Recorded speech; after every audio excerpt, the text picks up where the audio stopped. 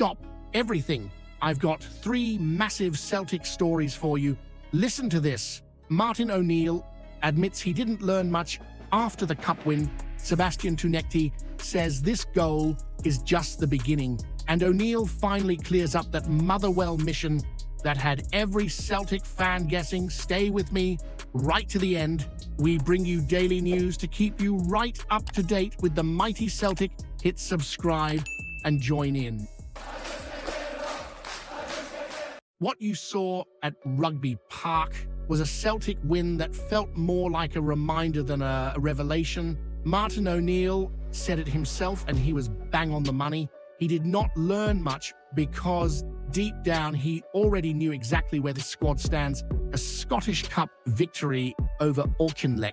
Talbot should have been a chance for fringe players to grab the spotlight, but instead it exposed the same old gaps that have been staring us in the face all month. Only Calmac kept his place, and that alone told you everything about trust. Stephen Welsh finally pulled on the shirt again after his Motherwell spell.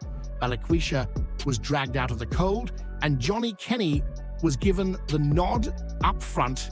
On paper, it looked like opportunity. On the pitch, it looked like hesitation, nerves, and a lack of quality where it really matters. Kenny could have had a hat-trick before he even opened his account. Chances came, chances went, and you could almost hear Parkhead groaning even though we were miles away.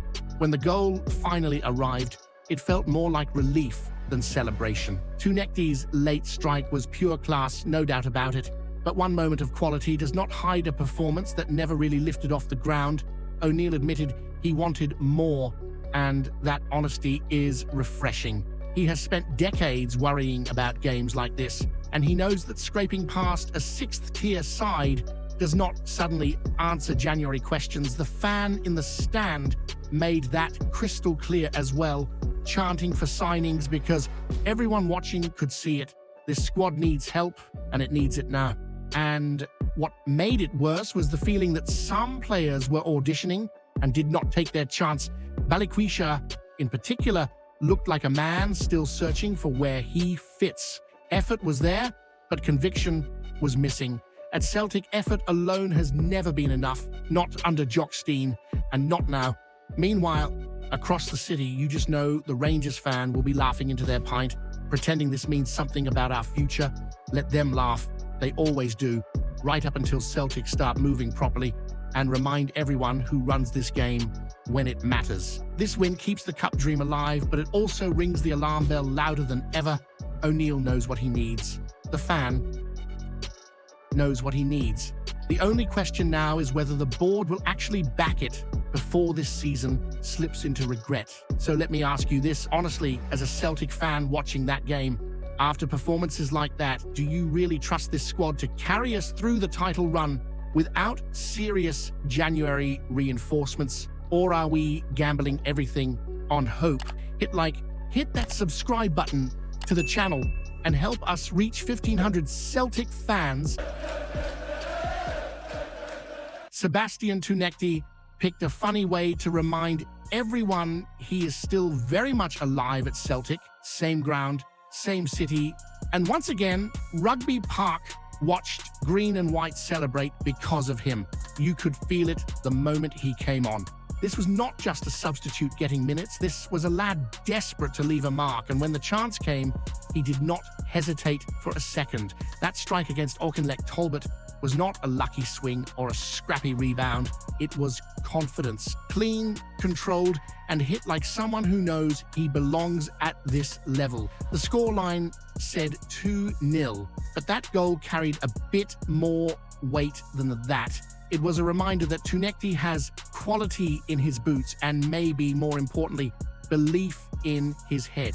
He has been away with Tunisia at the Africa Cup of Nations, working, grafting, learning, and you could see it in his body language.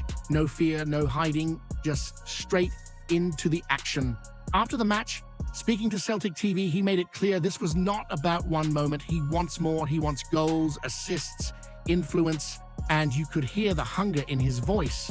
This is a player who has been putting the hours in on the training pitch and finally got the reward on match day. What I liked most was not even the finish, it was the attitude. Tounekti did not sound satisfied. He sounded annoyed that it has taken this long. He talked about helping the team, creating, scoring, assisting, like someone who sees himself as part of the solution, not just a squad filler. That matters right now, especially with Celtic crying out for spark and consistency in the attacking areas. Let's be honest, this season has not been smooth. Opportunities have been limited, confidence has dipped at times, and some players have gone missing when their chance arrived. Tounekti, though, grabbed his moment and shook it in front of everyone's face. In a game where others drifted, he delivered something to remember. And somewhere across the city, you just know the Rangers fan will dismiss it as only Oneill Talbot. That is fine. They always talk when it suits them. What matters is that Tounekti did exactly what you're supposed to do when the door opens, no matter who is standing on the other side.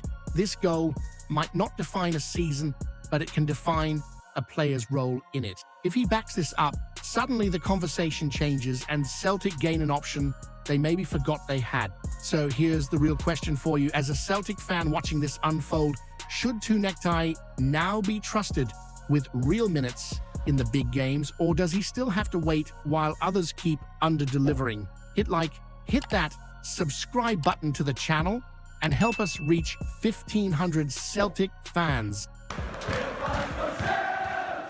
Martin Oneill has had to come out and tidy up a few whispers doing the rounds after he was spotted at Fir Park watching Motherwell. Straight away, the rumors kicked off. Phones buzzing, timelines spinning, folk convinced he was on some secret hunt for Tawanda Maswanheis, like a transfer window James Bond.